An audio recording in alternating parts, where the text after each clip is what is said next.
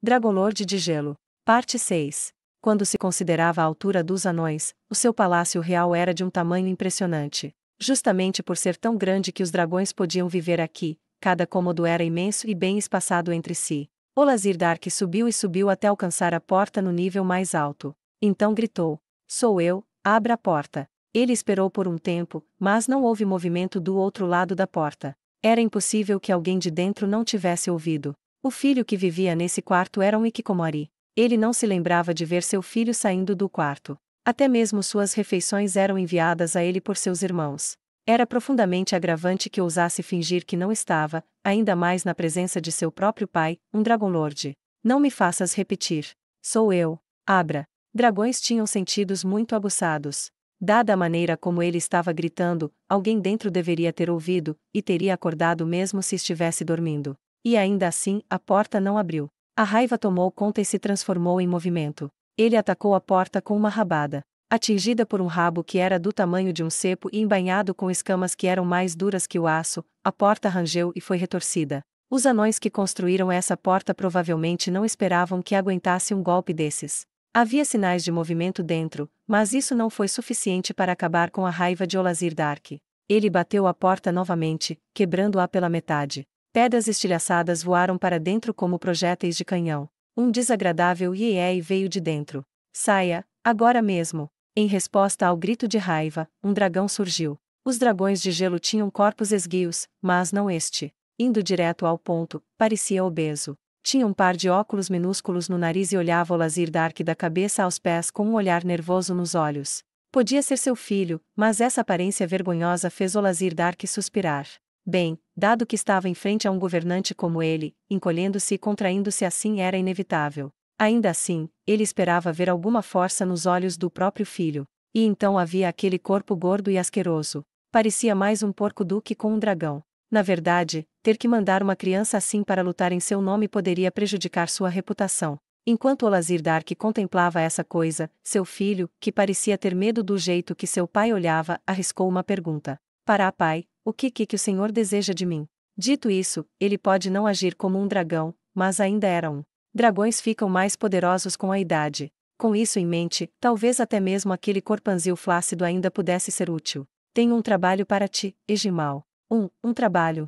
Ah, Quagoas parecem ter sido invadidos pelos anões ou algo assim. Vá repeli-los. "Iê.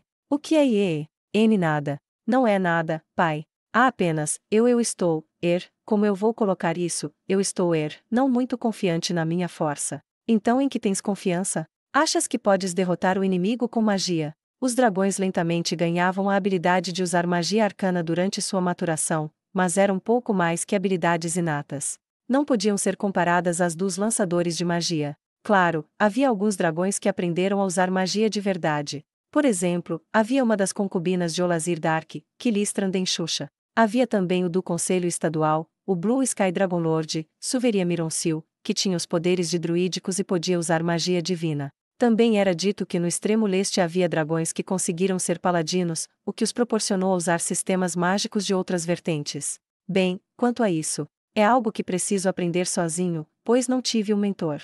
"Então o que tens feito todo esse tempo trancado aqui?" Houve um brilho forte nos olhos de Egimal. "Estudando. Eu tenho reunido conhecimento." "O quê? Conhecimento? Não estavas aprendendo a usar magia arcana?" "Não é isso, pai. O conhecimento que busquei não foi usar magia, mas sim aprofundar meus estudos, aprender como esta cidade foi construída, quais tipos de raça vivem no mundo e assim por diante. Eu estava aprendendo essas coisas." "Sequer compreendo o que estás falando." "Aprender tais coisas lhe fortalece. Nada disso importará se não se tornar poderoso." Não havia nada mais importante neste mundo do que tornar-se mais forte. Como o mundo só favorecia os fortes, era preciso sempre se fortalecer para continuar vivo. Em contraste, pode-se dizer que não querer se tornar forte era essencialmente rejeitar a vida. Só então notou algo. Egimal tentou encobrir, mas viu que seu filho fizera alguma coisa, como um gesto sem palavras. "O que é?" desembucha. Seu filho permaneceu em silêncio. Aquela atitude vergonhosa fez Olazir Dark se irritar novamente. Assim que estava prestes a começar a gritar novamente, ele pensou no motivo de ter vindo. Mesmo não se importando com o que acontecia com os Quagoas, as dívidas tinham que ser pagas. "Não me importa se ficas trancado nesse quarto até definhar, mas não faz sentido afundar-se nos livros. Se queres adquirir conhecimento, deixe minha casa e viaje pelo mundo. Olazir-Dark já havia começado a perder o interesse em Egimal. Afinal, ele abandonou seu corpo em troca de algo totalmente inútil. Suas ações diziam mais do que quaisquer palavras, por isso perderá qualquer semblante de preocupação por seu próprio filho. Eu estava me preparando para isso. Se eu não sei que tipo de seres existem no mundo, posso morrer antes de conseguir descobrir. Então só morras de uma vez, não? Tu és um grande tolo. Por que não buscar o poder desde o começo? Quando estiver forte, serás temido mesmo quando sair desse lugar.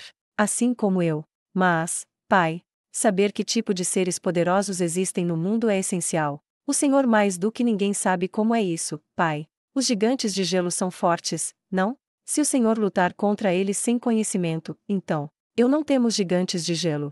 Me perdoe, pai. Enquanto olhava para Egimal, que tinha a cabeça colada ao chão, Olazir-Dark abaixou os ombros. Não desperdice meu tempo. Eu ordeno que faças o que ordenei imediatamente. Considere-se expulso daqui, tens um mês para arrumar tuas coisas. Assim poderá viveres como bem entender.